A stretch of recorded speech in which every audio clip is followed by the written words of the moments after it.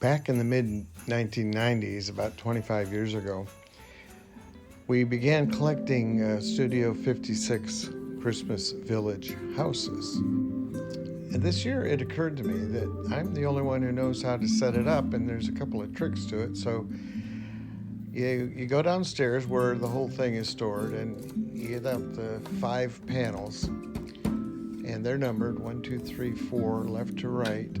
And then you put the centerpiece, number 5, on, and you screw the 2 slats that are notched out on the left and the right. And those 2 screws pretty much hold the whole mantle in place.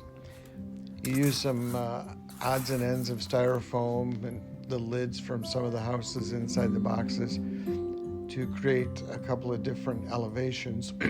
Just kind of play that by ear. And then as you're putting the blanket of snow, the batting on, you'll notice that there's some cheaper, thinner batting that's just kind of all ripped up, and I use that to round the edges so that you don't see the shape of those styrofoam foundation pieces. So that initial layer is just kind of tossed on there. It doesn't matter, but you definitely want it over the front edge so you can't see the edge. Then you put the longer pieces of heavier batting on, and with a narrow ruler, you press the batting between the artificial temporary mantle that you've attached and the real mantle. Where your seams are, you just put some loose angel hair to hide that seam.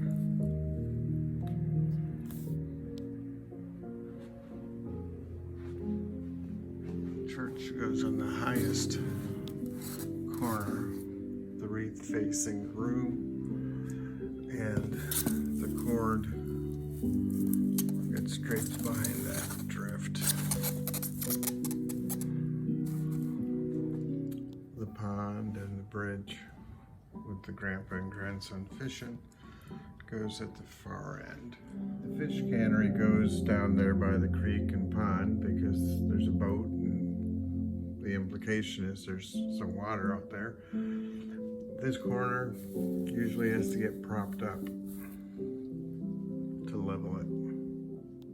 I always put the school beside the church.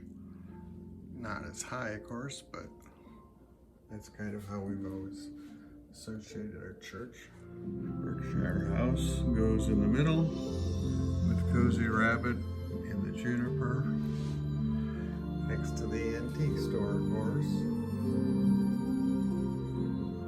And next to Shingle Creek, which was the closest thing we could find to Lovejoy. And then the Victorian home is over here on the way to the school and church. Tall trees go on the outside of the TV. You just kind of pepper them in. But this garland, long one, goes in front of the speakers. You just hook this end on each end of the speakers. Then you drape it with the trees pointing up until you hook the other end. This is the battery operated, very thin wire that runs the tree and all the lampposts. I'll show you. So you turn it on, the tree comes on, you run the string, the wire, for the lampposts under the houses.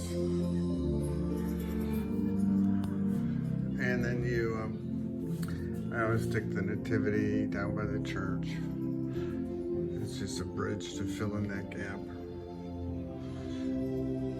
The trees, you try to get them to where they're standing straight. And you mostly just play around with the people and the things. Berkshire House goes in the middle, and I always put lots of kids playing around that. And the mom is putting on skates. And then you've got a boy skating on the pond, but I have to glue his head on. And that's pretty much it.